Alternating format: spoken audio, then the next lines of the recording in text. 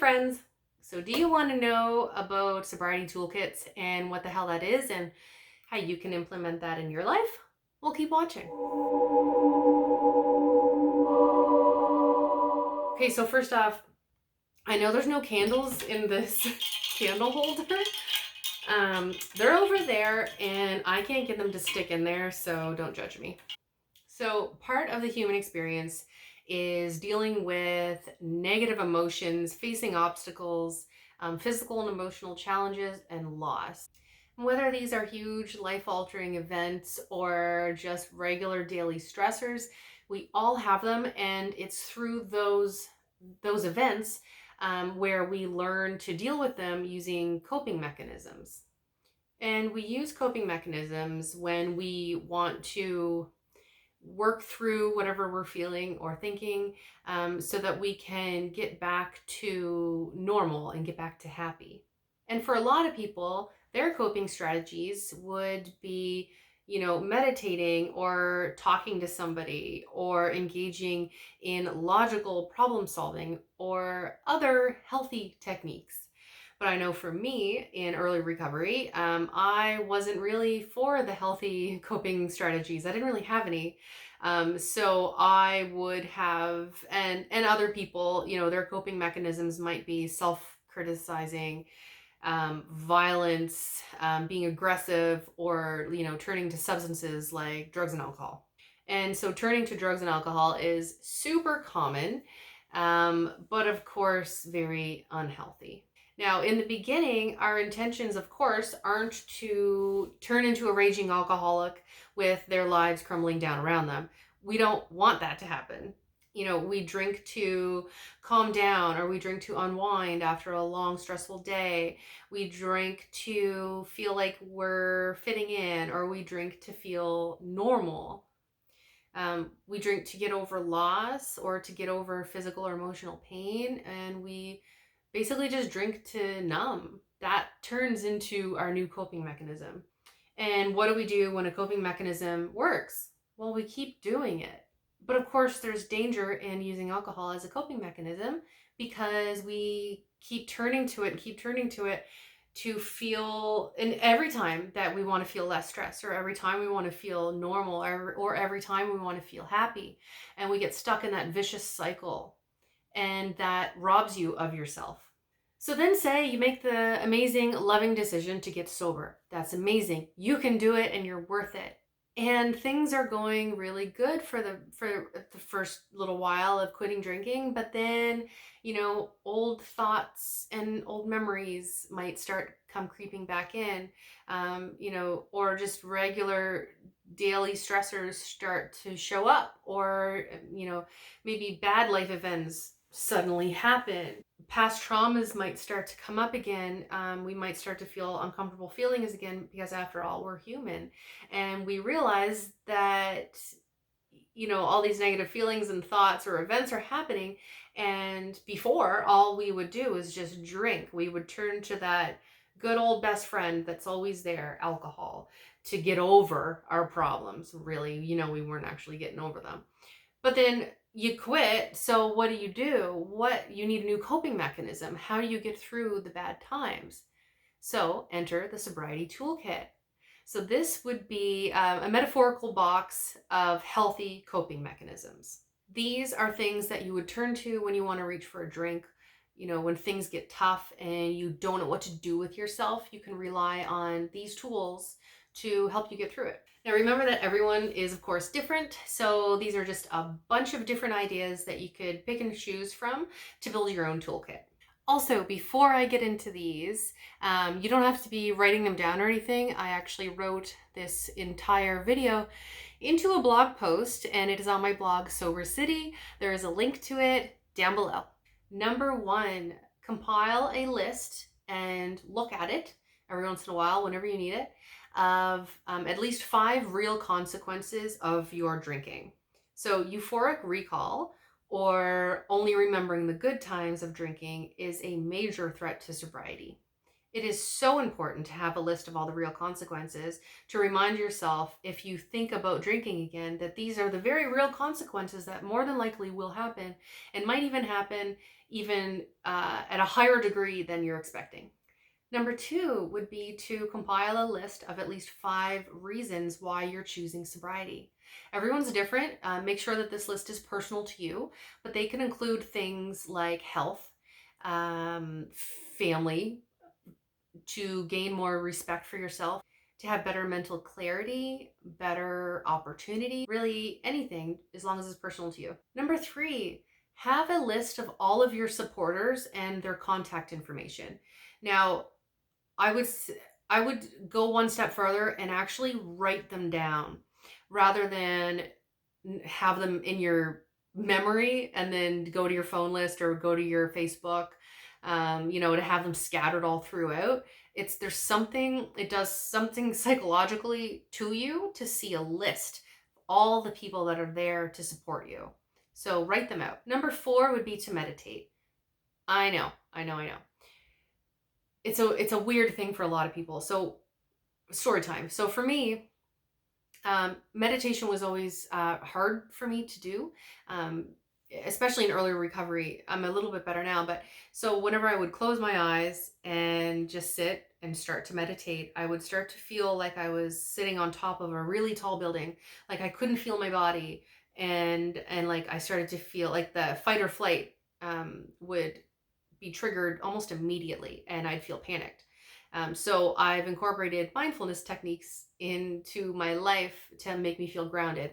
I know mindfulness sounds super woo-woo, but bear with me on this. It doesn't have to be. It's actually super simple. And just because it's super simple doesn't mean that it's not effective. What I mean by mindfulness and what helped me, to take into account all of your senses, to really be in the moment. So what that would look like is, feel your body in the chair, feel your feet on the ground, look around the room to tell your brain that you're safe. Look out the window, watch the wind in the trees, smell all the smells, listen to the sounds of your neighborhood or listen to the sounds of your house, and just be. And that, even just the act of just doing that for a few minutes can really have a good calming effect on you. Number 5 would be to have daily affirmations. So like either an app or set a reminder every couple hours or once a day, for daily affirmations of favorite quotes, or personal mantras, things like, I'm worthy, I'm loved, I can do it, I can stay, I'm sober today, I can be sober tomorrow, things like that make you feel good and motivated. Number 6 would be to bookmark a list of all the AA meetings in your area. Now, I know AA is a touchy subject, but if you're an AA person, this is a great resource to have, just a quick bookmark that you could look up when you're feeling low.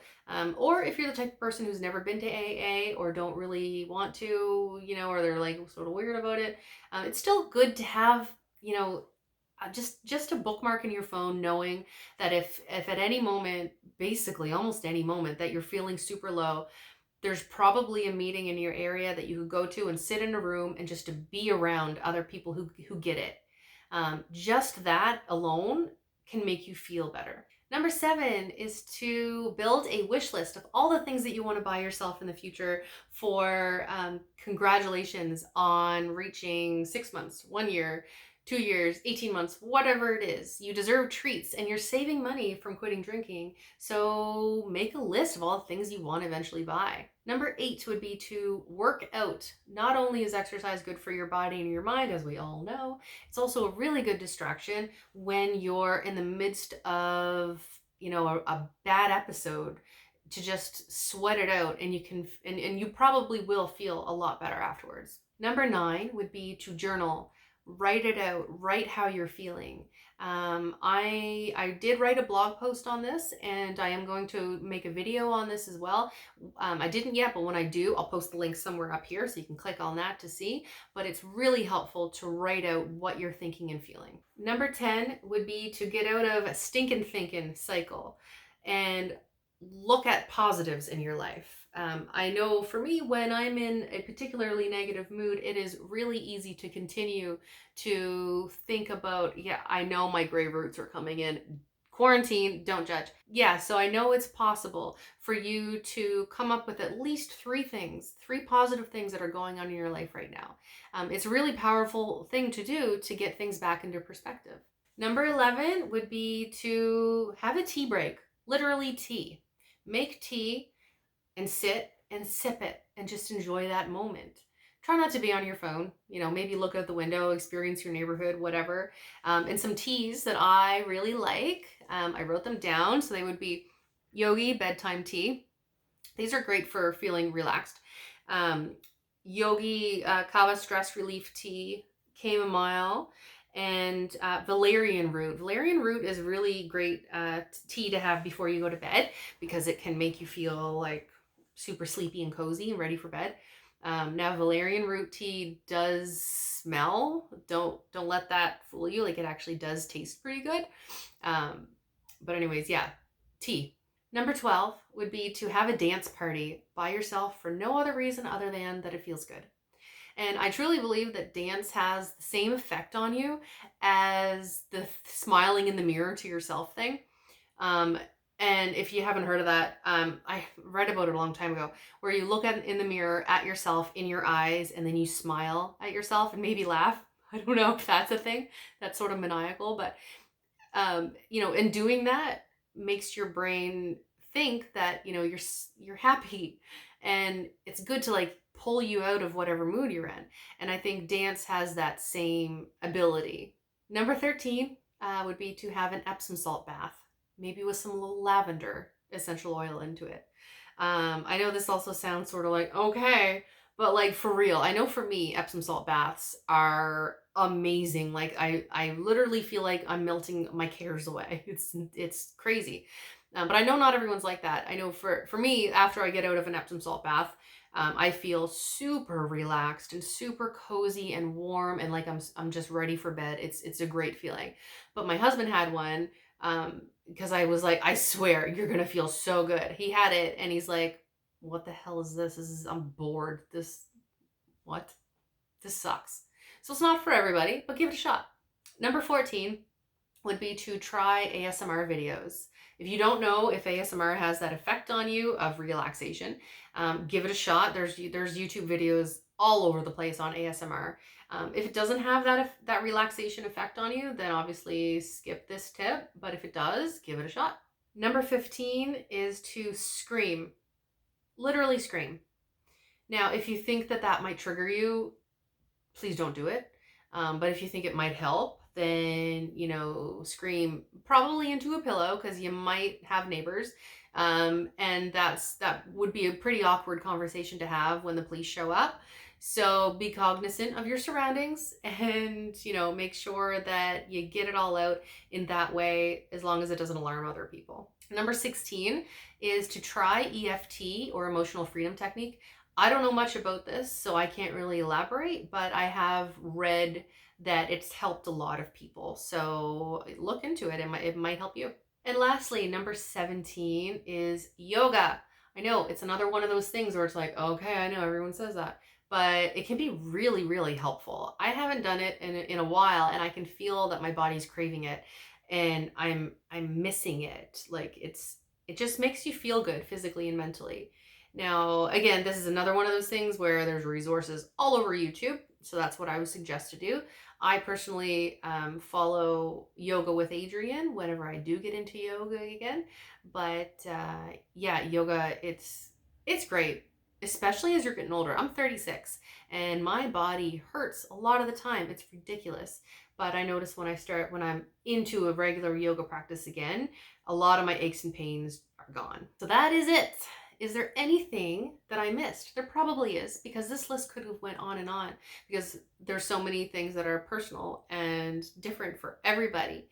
So what will help you? What has helped you? Leave them in the comments below. And I will say, for me in early recovery, I did have a lot of really bad days, and thankfully I was able to reach out to a lot of friends, and they did help me. It was great. I didn't have new coping mechanisms. I didn't have a toolkit like the one I just described. And I know if I had of, then it would have made things a lot easier on me.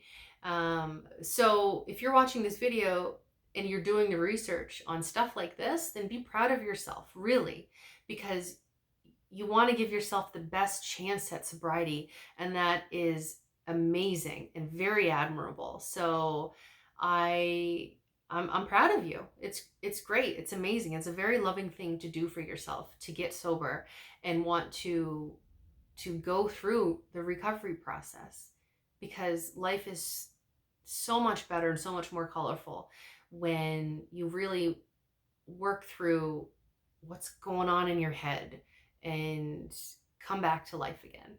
So that's it. Thanks for watching, and I'll see you in my next video.